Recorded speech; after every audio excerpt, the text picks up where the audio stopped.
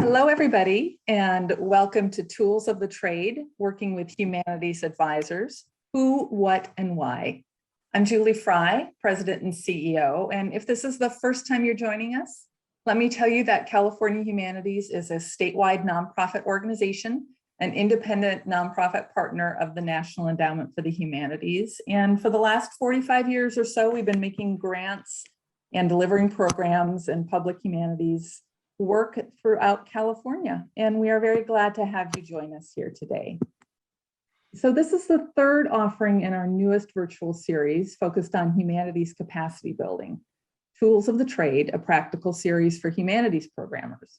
And this is something that we've been wanting to do to support public humanities providers like you to recover and rebuild in the wake of the pandemic in a series of free online learning sessions over the coming year. So we hope you'll join us in the coming months as we share with you other topics of interest within our field, such as raising the visibility of your programs with media and decision makers, reaching new and underserved audiences, and creating inclusive experiences for people of all abilities. Now, it is my distinct pleasure to introduce Dr. William Deverell, an American historian focusing on 19th and 20th century American West. He is the author of numerous works on political, social, ethnic, and environmental history, and he directs the Huntington-USC Institute on California and the West. And he is currently working on a book exploring the post-Civil War American West, because he doesn't have enough to do. In addition to his scholarly work, he has long been involved in the public humanities, serving as both a project director and a humanities advisor on many California humanities funded projects. And we were very thrilled to have him on our board for a number of years with California Humanities. So Bill, over to you. Thank you, Julie. I'd like to welcome everybody to this session. I think these kinds of offerings by California Humanities are just so important to learn some of the intricacies of how you put a team together and how you work with humanities advisors. So it's a real pleasure to be here with my colleagues and to welcome all of you. And I want to thank the California Humanities team for inviting all of us and also being such a great partner for so many fascinating and important humanities explorations and contributions and interventions up and down this great state. So I'm going to introduce our panelists, three sets of project directors and humanities advisors with these fascinating, important topics that bring the public humanities to bear. Our conversation today is not so much about the actual projects, although those will of course come up. It's more about the relationships between our humanity advisors and the project director and their teams.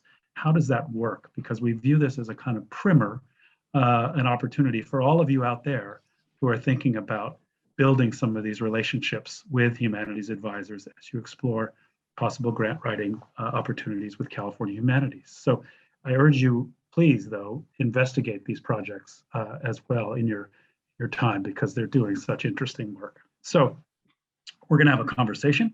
And then there'll be some time towards the end for you all to pose some questions. So please contemplate your questions and pose them in the chat, or when we break to questions, you can do so then. Let me just move very quickly across some brief introductions. We have a lot of panelists, so we want to privilege our conversation. Joining us from Watsonville is In the Heart, a project, an oral history and digital archive project from the Central Coast, fascinating project about farm labor in the Central Coast, particularly the Filipino community.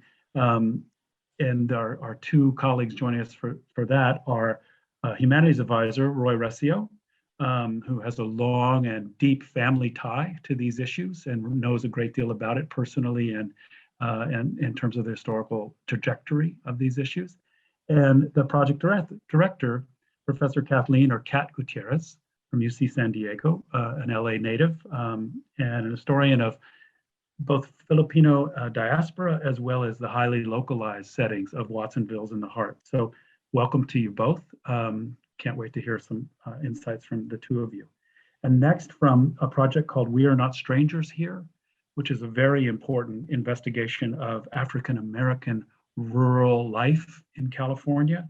That's a project being put forward by Project Director Ildi Carlisle-Cummins, who's the Executive Director of the California Institute for Rural Studies, and who has a rich background in history, storytelling, folklore, agricultural labor, and diversity of crops and people. And the Humanities Advisor for that is Dr. Caroline Collins, who holds both an MFA and PhD degrees and is a postdoctoral fellow in communications at an institution I used to teach at, University of California, San Diego. So welcome, very warm welcome to the two of you. And then our third project is ADIOS AMOR, the search for Maria Moreno, who is a fascinating and very important farm worker and labor organizer in California history. And our project director of that is the filmmaker Laurie Coyle, a filmmaker and writer who has worked a career's length of activity already in Chicano labor and gender history and life and culture. And the Humanities Advisor for ADIOS AMOR is Professor Vicki Ruiz, Emerita Professor from UC Irvine, one of our most distinguished historians of the Chicano experience across the 19th and 20th centuries, an award winner of the National Humanities Medal given to her by President Barack Obama in 2015, and also the former president of both the American Historical Association and the Organization of American Historians. So we're in very good hands here with passionate expertise with all the panelists. So welcome again, and let me just turn to first our humanities advisors. So, and I'll start with you, Roy. What's your experience as a humanities advisor? Not necessarily with Watsonville's in the Heart, but just the sort of general experience of yourself as a humanities advisor. Well, for the most part, I tell Kat in our group that I'm not a scholar or a historian or an artist. I just live the life and did a lot of community organizing. For our group, in our project in particular, the Tobera Project, toberaproject.com, Fermin Tobera was the martyr of the 1930 Watsonville anti-Filipino race riots. And so therefore, Filipinos came to the Central Coast as cheap form of labor. And my parents, my dad, particularly my grandfather on my mother's side, were part of that experience. And they endured and suffered through a lot of trials and tribulations, racial strife, low wages, poor working conditions. And so therefore, as me being older, I just want to try and recognize their struggles and contributions to farm labor, the agribusiness, and the American fabric in general.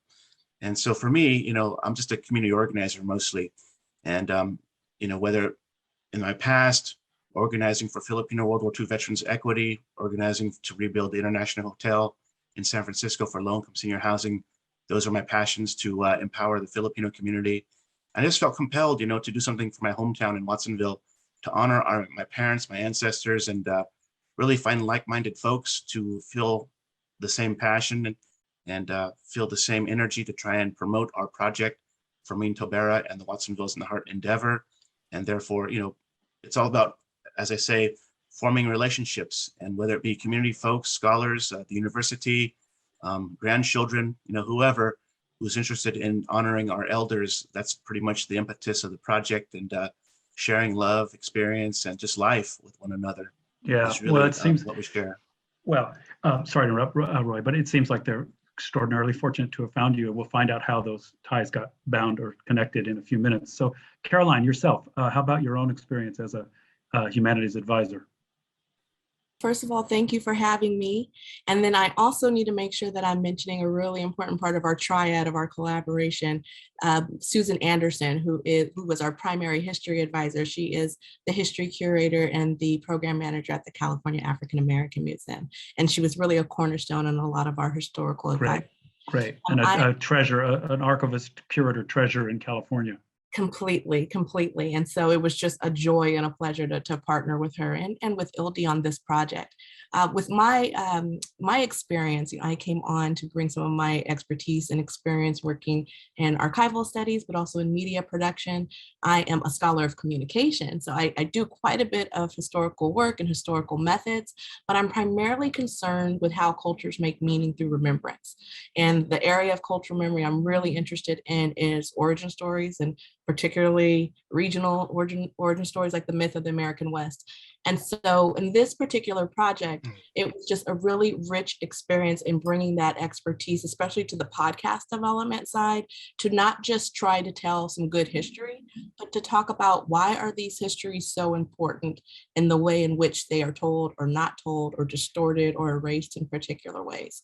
And so my experience as a humanities advisor was bringing that communication lens and thinking about these stories more than just important undertold history, which they are, but also as a type of mythology that we wanted to unpack and dig a little further into. That's terrific. Yeah, I would say just in terms of the potential for humanities advisors out there in the audience, working with projects like these, which are by definition public facing and reaching a whole variety of audiences, it's so liberating as a scholar to think that your insights can be taken beyond the classroom, beyond the textbook, beyond the monograph, beyond the scholarly article. So it's really a joy. Vicki, you've been a humanities advisor for probably dozens and dozens of projects.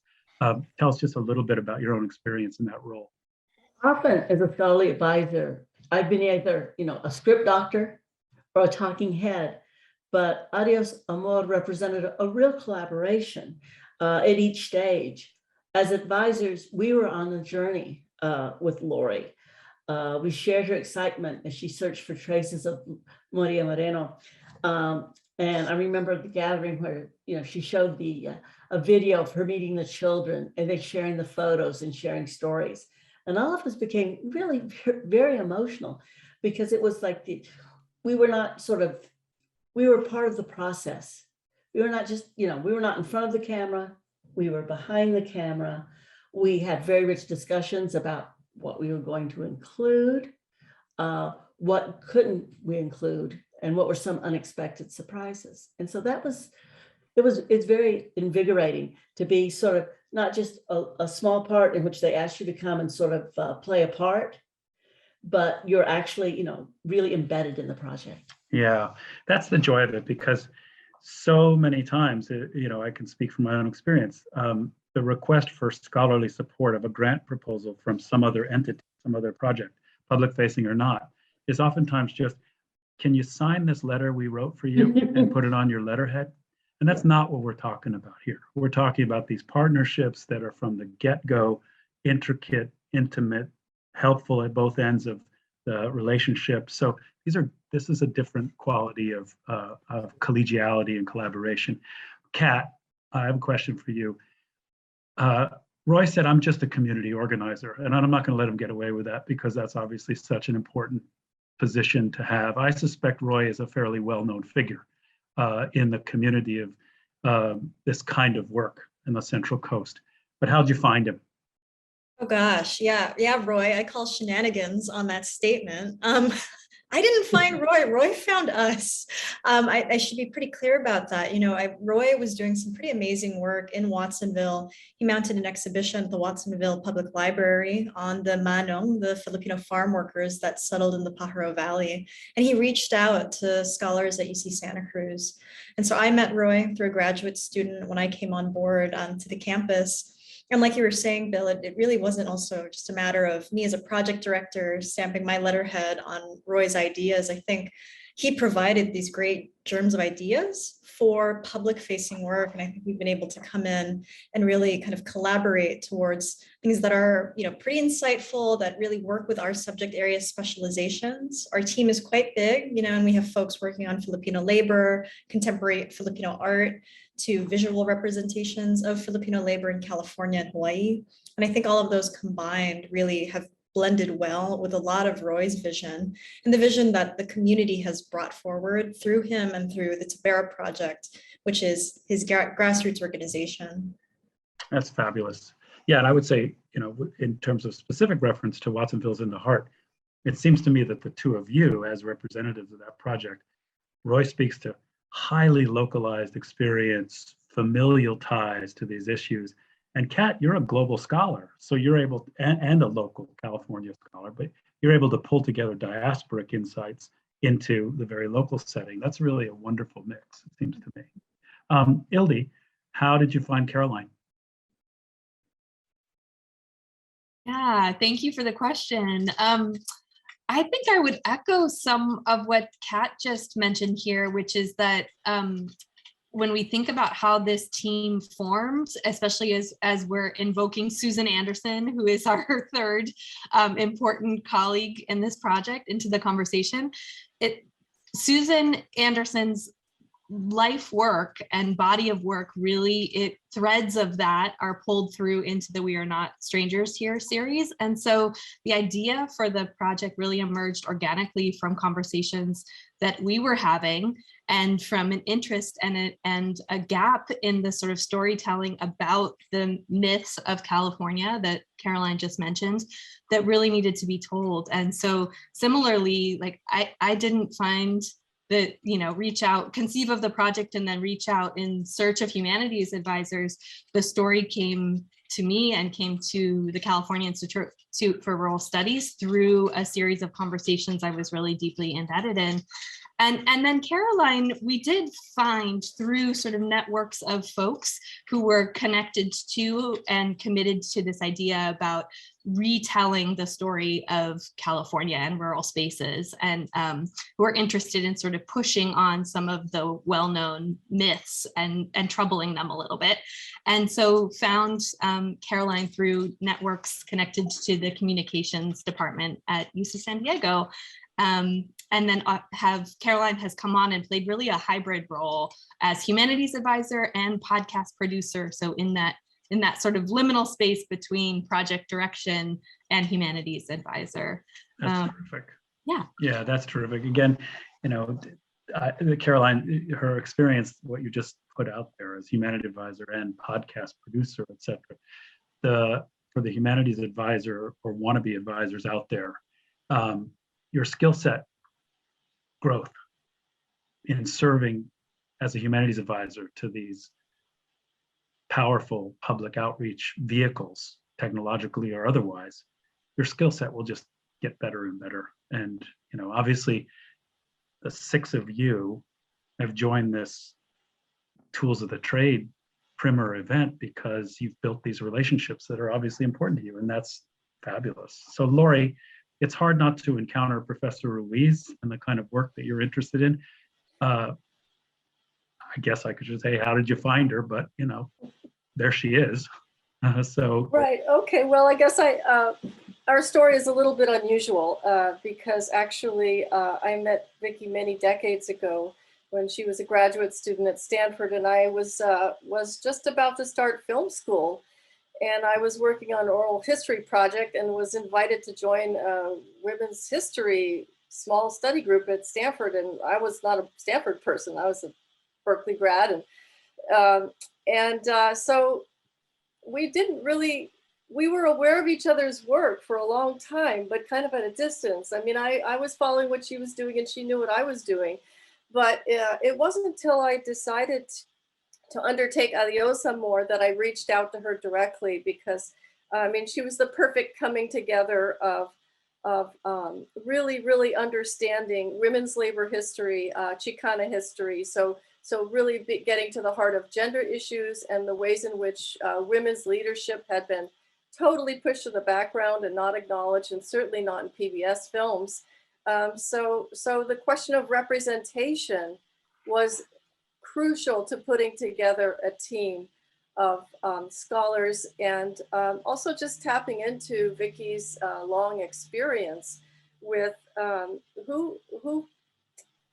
do these stories get told, and who's deciding what gets focused on in the narrative. So that historiographic thing was always really essential to the making of the film and the search for Maria Moreno. Yeah, terrific. Let me turn to Kat again, if you don't mind, Kat. Just tell us a little bit about how it works on the ground. I mean, with Roy, you've got this fountain of knowledge, passionately committed to these issues. Do you meet often? Do you email? What are the pieces that put the relationship together? Yeah. Oh gosh. Well, there's a lot of texting. Thanks, Roy, for some of that. I think, and I will say that, Roy is pretty critical to all of the people on our team. And we have a pretty big team of undergraduates, graduate students, faculty, and of course, the folks who are really helping build an archive. And some of them are in the audience right now. Hi, Juanita. Hi, Eva. Hi, Sharon. And, you know, we're all in touch, or at least we stay in touch pretty regularly, casually, you know, maybe over text if we have updates, but we do have bi-weekly meetings. And I think that's been keeping us afloat throughout the entire project year.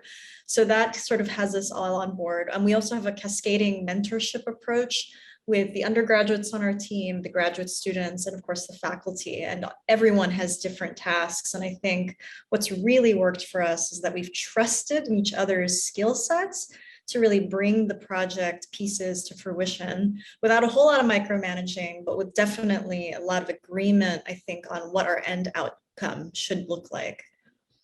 That's terrific. Let me just follow up with that. If you can think back to when you first met Roy, as a humanities advisor, maybe you knew him prior to that, but did you have a set of like contributions and insights that you were looking for that Roy was in a particularly good spot give you? Was it conceived of like, we need Roy to help us with this, this, and this, or did it just evolve? I think, you know, actually it was some of what Roy was already doing in the community that was getting the ball rolling for the type of participatory archival work that I think we're now as a group pursuing. And so Roy already had activities that were laid out in the community. He had these community call outs for folks to bring documents and photographs to get scanned into a digital database so that everyone still held onto their family materials, but were able to share stories as they were scanning. And, you know, and Roy can speak to this. He created community calendars that kind of operated these little mobile archives of family information, one family every single month. And they're planning the 4th calendar, I think, for next year, right, Roy? And so I think all of these were kind of giving us ideas for how to make our archival work much more participatory, much more public facing and accountable to those communities. That's terrific. Yeah. So, Roy, I will turn to that, but let me ask the other panelists quickly. Laurie or Vicki, let's start with Laurie. How did the relationship work in terms of contact and the ways in which you were able to take in the contributions your humanities advisor would give you? Right. Okay. Well, there's, you know, I would just advise everybody to have a real relationship with your advisor. I mean, I've run into some filmmakers who think it's just about having a scholar rubber stamp your proposal and that's that. But you know, your scholars are really your allies and your advocates, and so it's really important to familiarize yourself with their work as much as you can, and to also ask them what their preferred mode of communication is. One thing that for me was really important was meeting in person. And I understand now with the pandemic that might not operate the same way, but we would literally meet around a table, and I would always put that in the budget that we would meet together and we would be having a dialogue as a group. And that was so rich. It was such, and the return, that was an investment that was so richly returned, those conversations that we had. So I would give them regular updates, usually via email.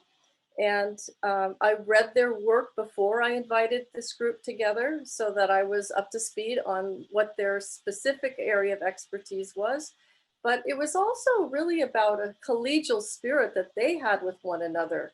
You know, I've heard occasionally that sometimes a filmmaker will put a panel together and the scholars are at each other's throats or something like that. Well, that was certainly not the case. It was a very collegial spirit, and the teamwork was quite wonderful.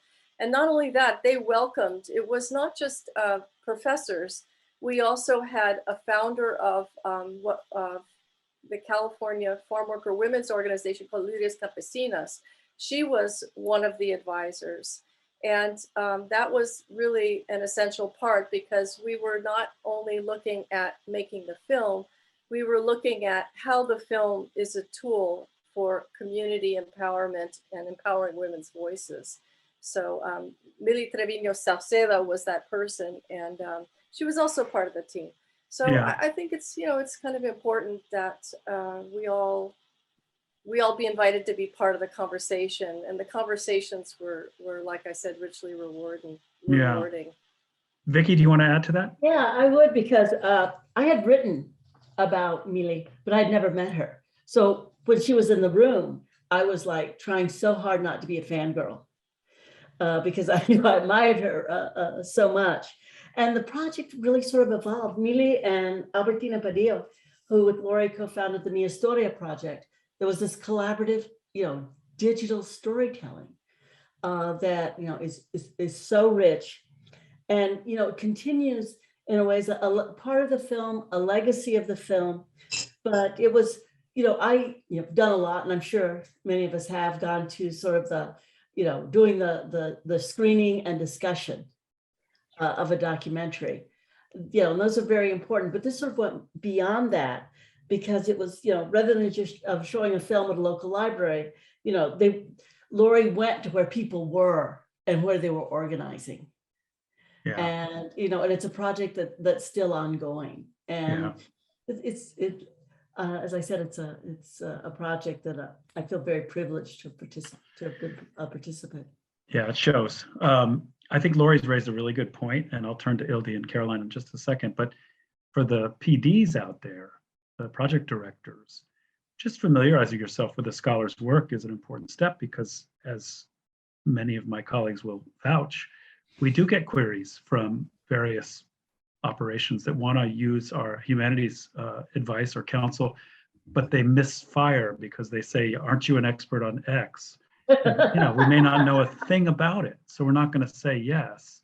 So just the familiarization will build the relationship much better from the get-go. Ildi, do you want to talk a little bit about how it was operationalized between you and Caroline in terms of the contact and how the partnership grew? Yeah, happy to. And like I mentioned, we shared parts of this role, so definitely invite Caroline to join me in this. But I definitely was remembering back, Laurie, as you were talking to many rich around the table conversations that we had the privilege of having in a pre-pandemic world, often over food, right? Like sharing a meal was really important in building some of the trust and magic that was developed within our team.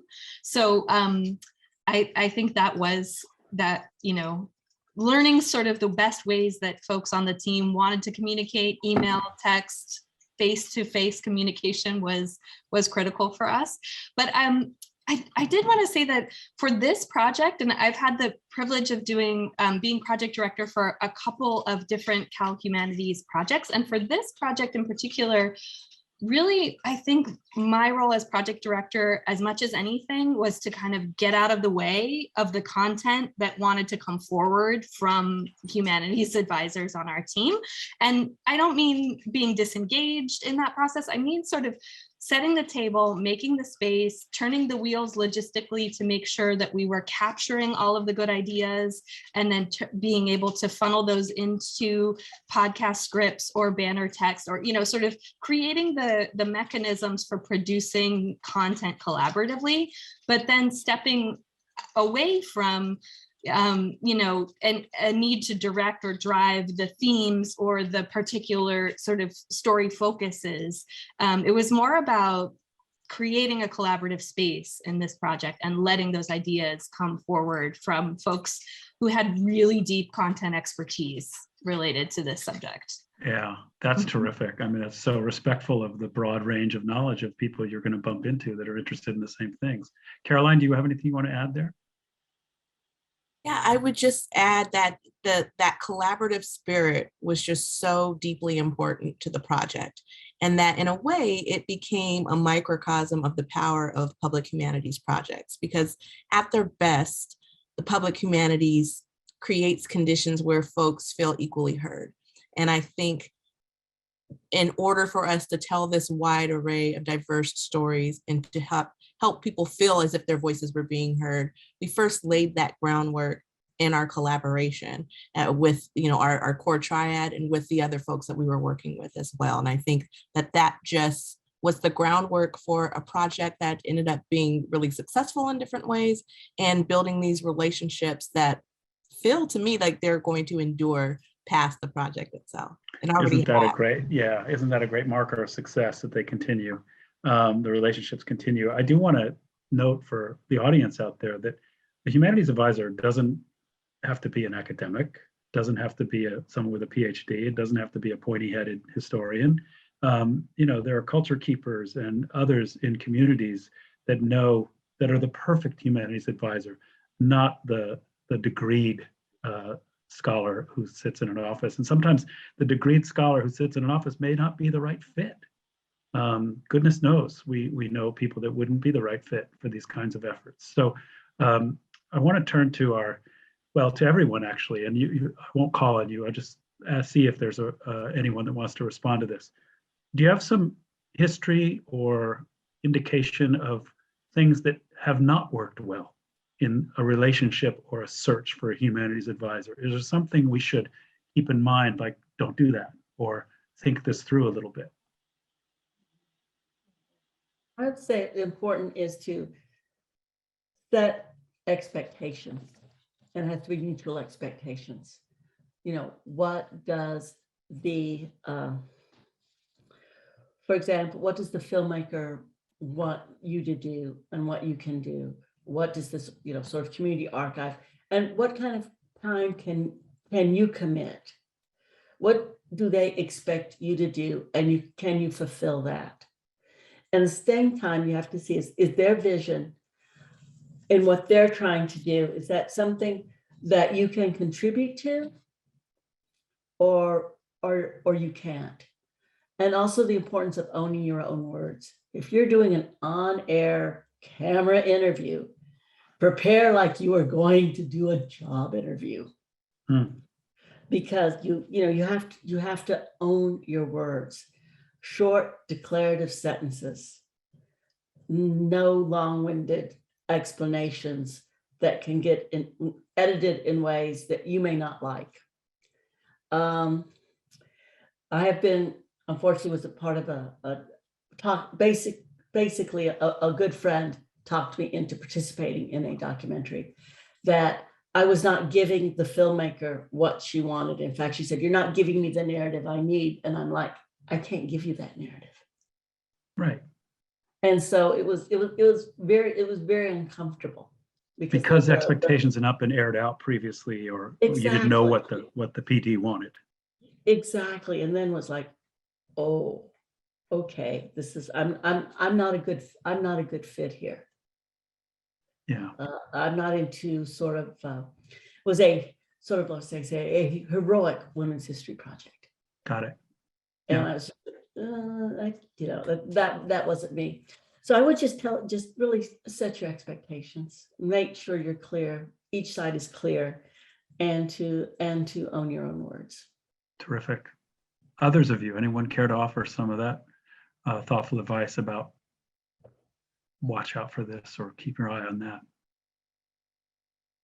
I would say that the pandemic really kind of slowed things down, and we had a lot of plans to move it forward, our project and such, but because of our subjects are a little older and everyone was just kind of, tentative about meeting, doing interviews and going to house to show their archives or documents, it gave us time to really be methodical, formulate a game plan and strategy to see how we're going to finesse this plan of action. And within that time, moving slowly, it also gave us time to understand one another and see what our capacity was as a whole and as individuals. Obviously, our group is just mostly a ragtag volunteer folks doing the best we can, which is beautiful.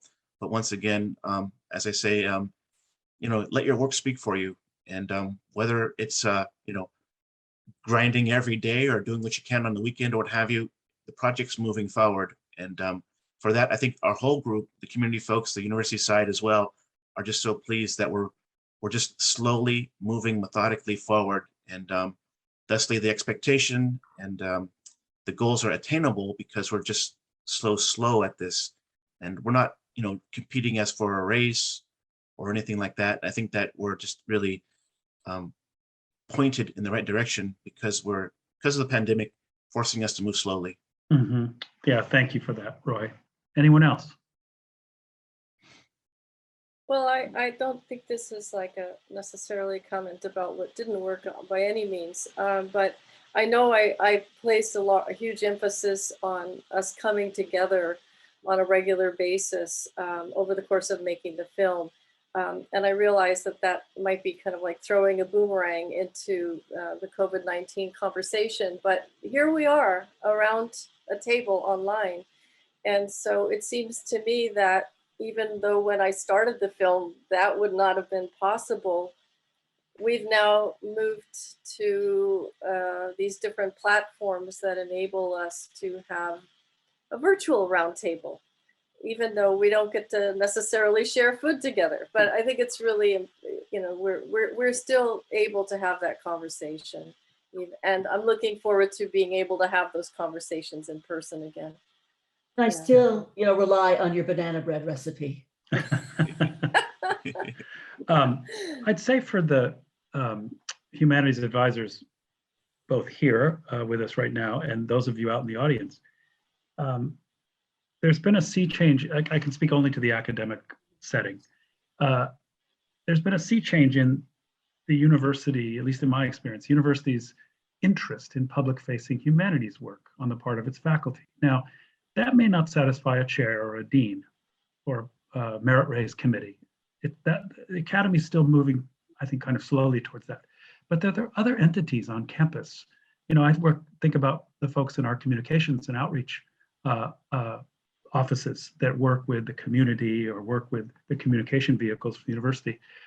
They're terribly excited when we come up with, we've got this partnership with this public humanities group. We're funded by California Humanities.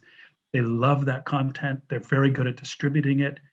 Alums and others respond to it. So there's vehicles by which the work you do in the partnership with public humanities distribution and content creation can be received well by the university. Let me just ask Kat, as an assistant professor in the UC system, any experience with that kind of reception?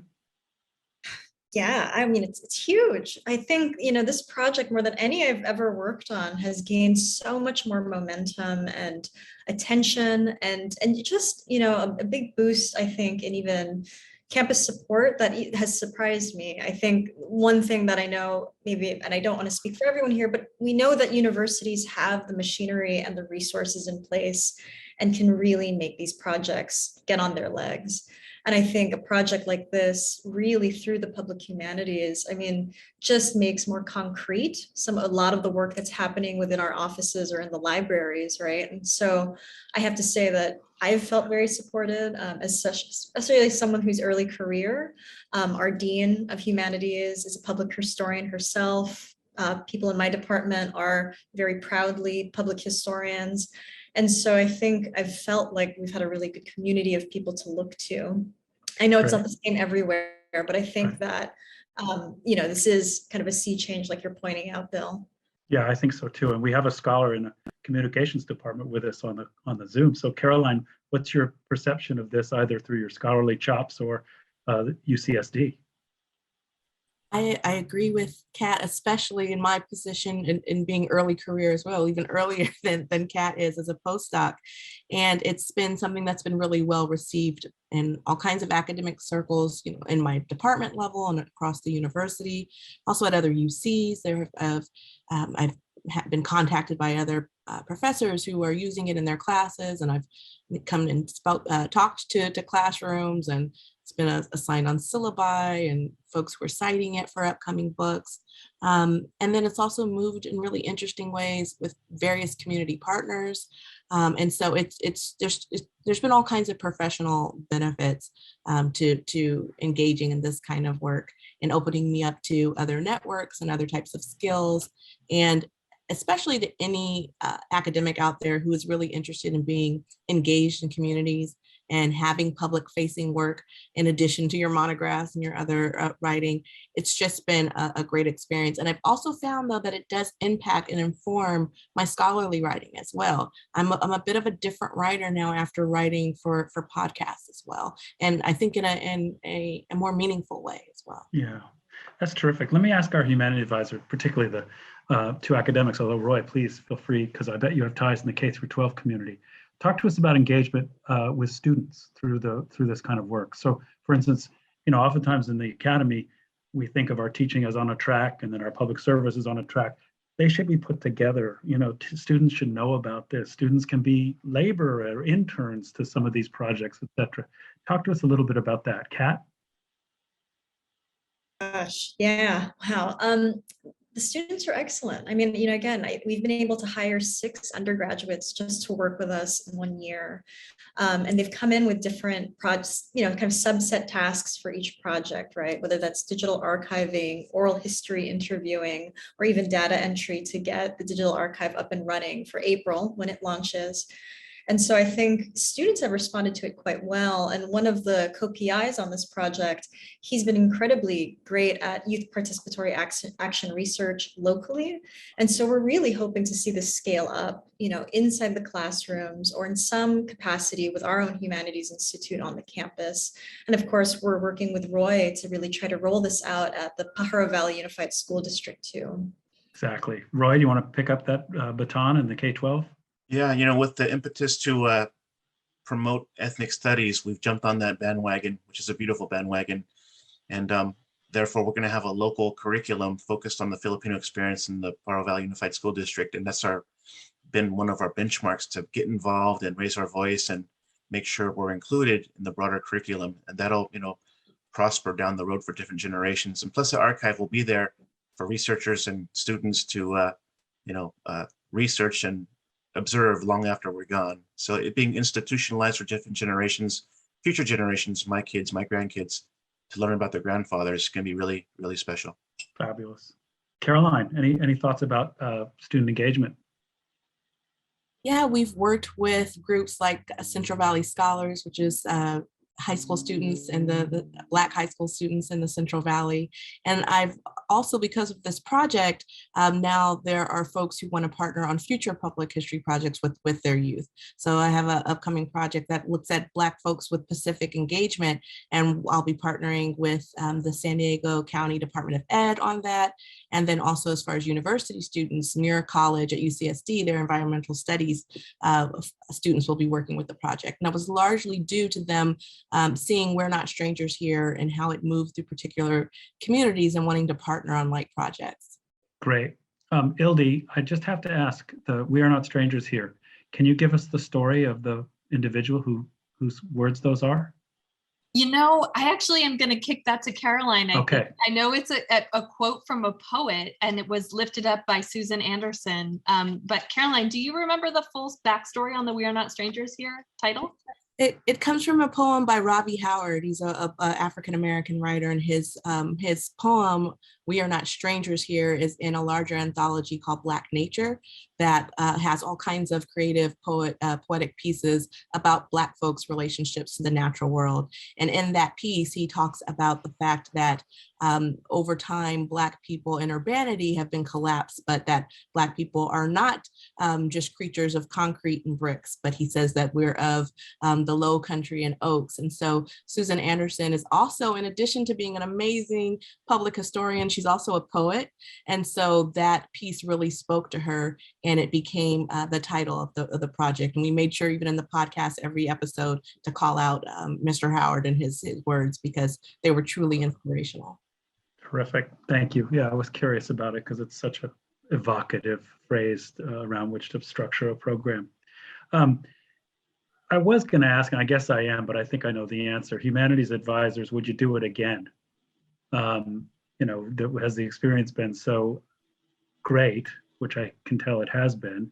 Would you do it again, let's say with even the teams that you're working with right now? I mean, why not continue working together on a variety of things? So Roy, you're not done with your life's work. So let's see. So, I get these calls or, emails about, I learned about the Filipino experience in Watsonville. How about the Portuguese community? Can you help us out? And maybe how about the Japanese community too? We want to do something very similar, So I think we need to formulate, a roadmap or toolbox to help other communities if they feel, compelled to do this work. I always say that our stories, particularly for our project, they're internal. They're in our closets. They're in our, kitchen tables. Now they're going to be brought out to the broader public. And once again, because of our cultural experiences, they've always been, sacred and internal. But now we're exposing them to the broader society. It's a beautiful thing that people can relate to it and appreciate it, and also respected as well. So it's really a great way to celebrate life and our life here in California. Mm-hmm. Professor Ruiz, would you do it again? Absolutely. It was so much fun. And I'm so happy that our colleague who was part of the advisory board, Patricia Sevilla, continues to work on the Mi Historia digital collaborative. Yeah. Caroline. Oh, Laurie, go ahead.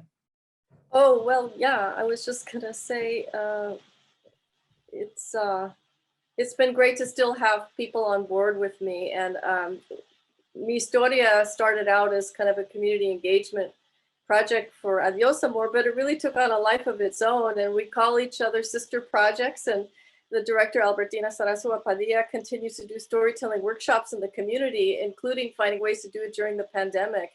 And we have integrated students into those storytelling workshops. They often sit down to be a facilitator, to listen to the story of the storyteller. And I also have to, thank Chicana Latina Foundation in Northern California, because they were my original community partner. And they really actually were the ones that inspired this storytelling project or initiative, in order to empower women all over to tell their stories, Latinas to tell their stories. So that's been really important, and students continue to be involved. Yeah, that's been great. Yeah. Well, and you just don't know what relationships are being formed, what seeds are being planted that can continue the collaboration and collegiality and friendship across time. So Caroline, I'm going to turn to you in just a second, but let me remind our audience, please feel free to pose questions to our panel. We're going to break for your questions momentarily. Our time has gone by very quickly, as we knew it would. But Caroline, thoughts about doing this kind of work and weaving it into, your early career, but weaving it into your entire career? Absolutely. I mean, we're already continuing to partner, Ildi and I, in other podcast projects. That Black Pacific project I mentioned, she's my fiscal sponsor, and Susan Anderson is one of our history advisors, in addition to other folks like David Eigler and Omaseke Natasha Tinsley. And it's just been this really exciting experience. And in terms of rolling it into my work, I always knew I had an affinity for public engagement, but this experience only concretized that. And so now I'm specifically, when I'm thinking of future positions, really looking for institutions and departments that highly value this kind of work, in addition to more traditional modes of scholarship. Yeah, great. I want to remind the entire audience that this is obviously a learned panel, and these folks know what they're talking about, but so too do our colleagues at the California Humanities operation. From everybody that's there, they know this terrain. They're experienced professionals in helping potential PDs connect with potential humanities advisors. They've got literal and figurative Rolodexes that stretch from here to the Pacific Ocean. So utilize the support you have at your fingertips with these remarkable people at California Humanities. They're there to help you in all this. We're just about ready to break to questions, but let me just turn to the panel. Are there anything else you'd like to add about tools of the trade, working with, finding, and building relationships with humanities advisors? Anyone care to offer some closing thoughts before we turn to our audience? Just that if we don't do this work, no one else is going to do it. So as far as coming from a minority community, representing our people, our struggles, and our sacrifices, this is what it's all about. Us doing the work, going the extra mile, putting in the time. It's, like I said, it's beautiful. It's wonderful. If it wasn't fun, we wouldn't be doing it. There you go. I would just add, yeah, Laurie. that to me, it's all about building bridges. It's all about building bridges, because it's not just the incredible scholars we had on board, but it was also our community partners that from the very beginning were thinking about not just how to bring a history film to the classroom, but how a history film really needs to go back to the community of farm workers that the story comes from. And it's been truly remarkable to have all of us together in screenings that really involve farm worker women telling their own stories. and the film being used as a tool around leadership training. So, community partners are also should be part of that conversation with scholars.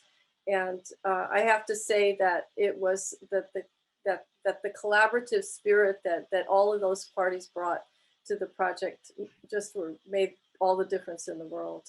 That's great. I mean, you make such a great point that you make a film, you've got scholarly help. Bringing it to the scholar's classroom is step one, or one thing you can do, but then interacting with the community, bringing it to the community, without which the film wouldn't exist, is also a really important piece of this.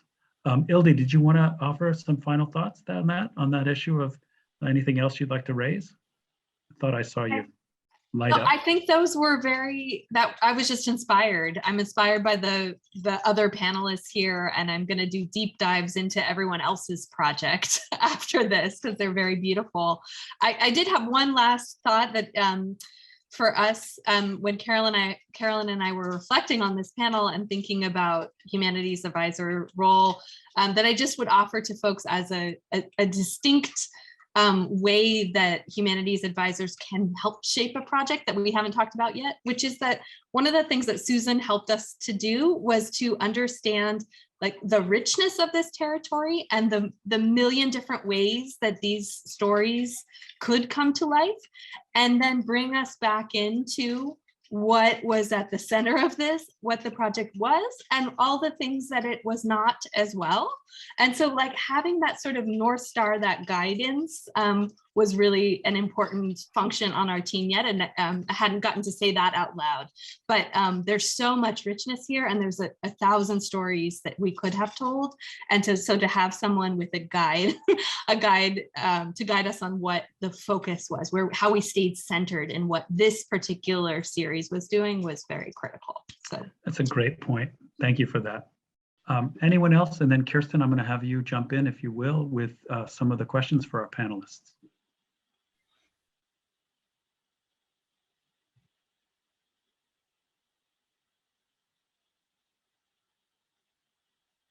Hey everyone. Okay, we've got some great audience questions. I'm going to start with Moni, who says, I'm a filmmaker with a digital humanities series about BIPOC artists. I would love to work with a humanities advisor, but we're not affiliated with a California university. Any suggestions for how to approach? Maybe Anyone, Laurie? please. Yeah, Laurie and Kat, I think I saw you maybe light up at that one too. So Laurie? Well, I suppose maybe Felicia would clarify the status of things now. Yes, California Humanities does want us to have California-based scholars, but that doesn't mean that everybody needs to be California-based. But I would say that there are remarkable artists teaching at the university level, and also art historians who absolutely in California, who absolutely want those stories to come to the forefront. And I can imagine that you would be able to find some really amazing people. I mean, I think even we've heard that from Caroline today with Susan, who's not just a historian, but also a poet. And I think that you're going to be able to find those people here in California. Absolutely. And I think I can't think of a more welcoming state in California that's going to embrace the story that you're trying to tell. So feel free to reach out to any of us through California Humanities or through our websites moving forward to get actual recommendations, because I could probably think of some people right off the top of my head who would be a good fit for you. I was thinking of Bridget Cooks at the African American Studies at UC Irvine and her work on Black art and representation in museums. She would be an incredible resource. Or museum curators. Museum curators up and down the state of California paying just such fascinating attention to these issues these days. Anyone else? And I just wanted to add to that too. I mean, Roy was doing a lot of this work. I mean, it's, speak for you a little bit, Roy, but doing a lot of this work on his own before reaching out to folks at UC Santa Cruz. And I think, doing a little bit more research into who's out there, who's aligned with the work that you're doing, who's got that scholarly specialization, but then also who you can feel like you can work well with. I mean, I think it says a lot if you send out that feeler email and if they respond with genuine interest, and I would follow that. And I would also take seriously that there are a lot of other people around at different university campuses and college campuses. And so I think it's good to cast that wide net to know who's really going to gel with your vision in this project. Right. And I'll put you in touch with Lizette LaFalle Collins if you'd like to follow up with her, an African-American art historian who's worked as a curator at MOAD in San Francisco, but she's also written some amazing books on public art, on the mural movement and things like that. So yeah. Well, building on some of these responses, there's a question here about how to approach culture keepers or humanities advisors who might be skeptical of working with a state or federally funded project. I have some experience with that through work with indigenous communities here in California that's ongoing. I think it's an entirely appropriate and sensitive question. And I don't have an easy way to answer it other than try to be utterly respectful and sensitive to those positions because they are hard and often tragically earned, that skepticism. So that's a tough one, and your project will be better for your sensitivity to the question, which is maybe a long way of saying, I'm not sure.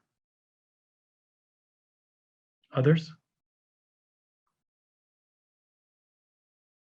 All you can do is show up. Yeah, and I'd say, with that sensitivity and respect, we've been fortunate to build, we've built really strong partnerships. Exactly, and that they come to know you, in a sense, because you have to build that trust. Because if there's no trust and or respect, the project won't go anywhere. I was going to chime in even on past film projects with Indigenous partners, or even with We're Not Strangers here, working with some of our descendants of families. I would just follow up on what Dr. Ruiz was already saying about showing up in time, of just earning that relationship. And you might have to work on a time schedule that's relationship based and not funding cycle based. Maybe you don't go after the grant this funding cycle or even the next. You might need more time to build those deep relationships and then move forward with the project.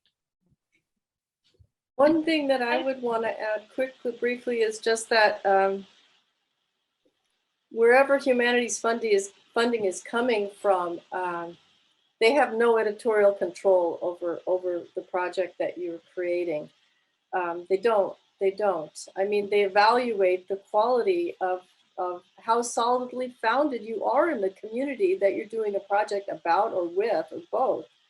But even if it's federally funded money, it's they're not stepping into your editorial space. That's something that you as a project director are responsible for, and that you will work through with the community that you are representing. Can I just add one note to that too, which is that this is something that we think a lot about at the California Institute for Rural Studies, this question of who has the right to tell their own stories, and who is, who ends up owning, or what are the co-ownership structures that you can think about and talk about upfront in a project with folks, so that that storytelling doesn't become a part of sort of an extractive process that folks might have experienced before, and that a product then goes away and becomes someone's owned body of work that's divorced from community. And I think even just having those conversations from the get-go and asking the questions, doing this sort of deep listening work and asking that question and showing some awareness that you understand those dynamics and want to set the table in a way that these stories become community-owned stories as well, is part of that long, not straightforward always, but relationship building process, trust building process.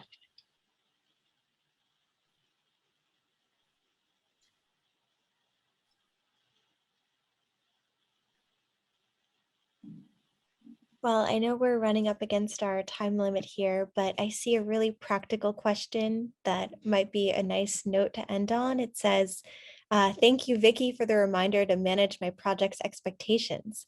Could you please elaborate on what a reasonable time commitment looks like? Depends on the project. If it's going to be a multi-year project, to really have an idea, for example, for a museum exhibit, what do you envision the role and how many hours it's going to take, and being upfront. What I found in public history is that it's not sort of an intense, it's not an intense amount of work for a long period of time, but it is a building of relationships, and you're contributing to that and to that discussion. For example, when I've worked on basically as a script doctor for narratives, is get one, they give it back to me, go back over it and put it back in, and then when asked to do an on-camera role. But I think that with films or with a museum project, to really be upfront that, okay, this is what I would like you to do. Can you do the research for this part of it? And this is rather than, and put it within the person's wheelhouse, and to be up. And I think that's really important, and not expect one advisor to do the whole project.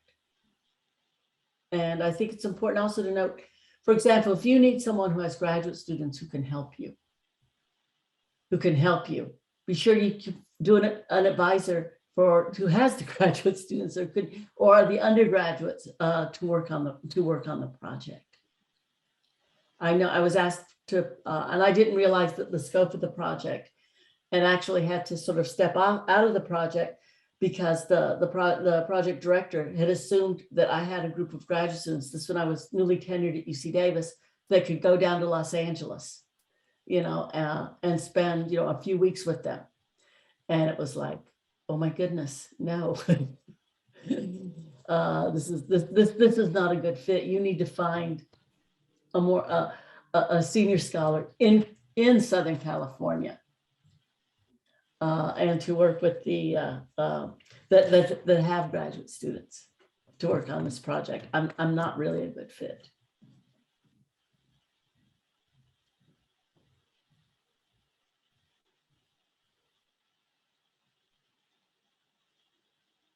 And in a project, if it's going to work or it's not going to work, or your role, that you're one person in a room of 20 people, and that's fine.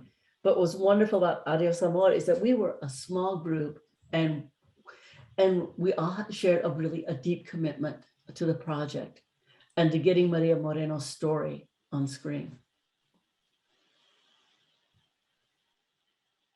Thank you, Vicki. Just to finish that audience question, I wonder if the other humanities advisors on the line could just give us a word or two about the amount of time they spend per month on this project, starting with Roy. I don't know, every day, but it's a passion of mine. It's personal to me because it's my family story and my community story. So I would say, hours, probably like 2 hours a day at least. And then the weekends, or emailing and organizing events, or talking to folks to try and get interviewed or have you. But like I said, if it's not fun, it's not worth your time. This is part of a passion of mine. And like I said, if we don't do this, particularly coming from a minority community, no one's going to do it except for us.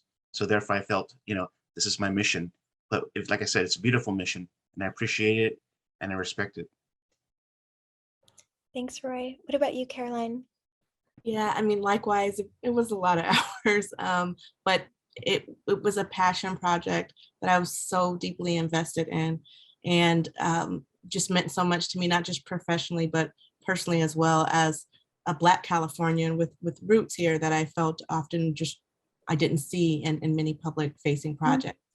And you know, there was a time once even we were having a long dinner about the project, and my 7-year-old was with us, and he finally stood up in front of Susan Anderson and everyone and said, "Are we finally done yet?" You know? So luckily I had family who could sometimes rein me in, and I would step away from the project. But I don't think that's the case for all humanities advisors. But for me particularly, it was quite a bit of time. And if I have to quantify it, I would say it, you know, at least 4 hours a week, but much more than that probably.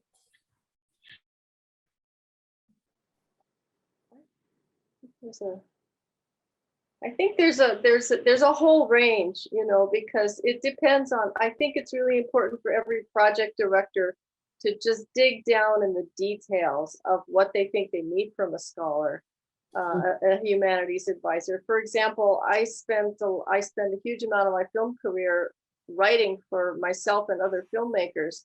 So it was really obvious I was not going to be doing what Vicki described, which is wanting her to write the script or the treatment or anything. That was not something that's not necessarily something a filmmaker expects. So I think each relationship, there's no one size fits all when it comes to this collaboration. So we all need to explicitly lay out what's involved in the project before we invite somebody to come on board. And yeah, because that'll determine if they'll be able to participate and how they'll participate. Yeah. And the best collaborations are where there's the shared passion, there's shared commitment. Right. I think it's important too to understand your capacity as well. Throttle yourself, knowing that you have life events, you have a job or other responsibilities. Know that I have the capacity to handle this much or that much, and then move it forward. But once again, it's all up to you individually. Well, I'm going to step in here and just thank you all so much for being part of this fabulous, fabulous panel today. Carolyn, Ildi, Kathleen, Roy, Vicki, and Laurie, you've just been so generous in sharing your experience and insights with everybody. We really, really appreciate it. And big thanks to you, Bill Deverell, for facilitating this session and bringing your own deep personal knowledge of the humanities and the public humanities to this discussion.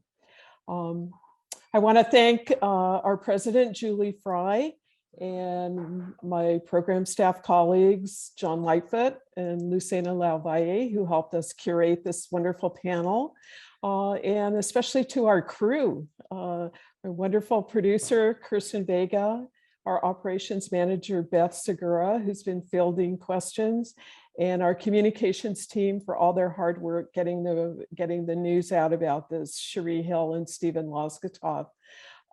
We hope that the information that we've shared with you today has been useful and that everybody will be encouraged to take what you've learned today and apply for a California Humanities grant. You can find all the information about our grants programs on our funding webpage. I think that's going to drop that in the chat for you. And please know that you're free to reach out anytime you want to program staff and to access the information here on our website. Okay, over to you, Kirsten. Thanks, Felicia. We also want to acknowledge that today's program is part of a series, Tools of the Trade, that is supported by the American Rescue Plan, funds provided by the National Endowment for the Humanities. The goal is to strengthen our statewide community of public humanities practitioners and providers. We'll have another program coming up on April 14th. It's called All Welcome, Best Practices for Increasing Accessibility. We will drop a link to the chat if you'd like to register. We'll also send an email around with that. If you can join us in April, we hope to see you there. Thank you.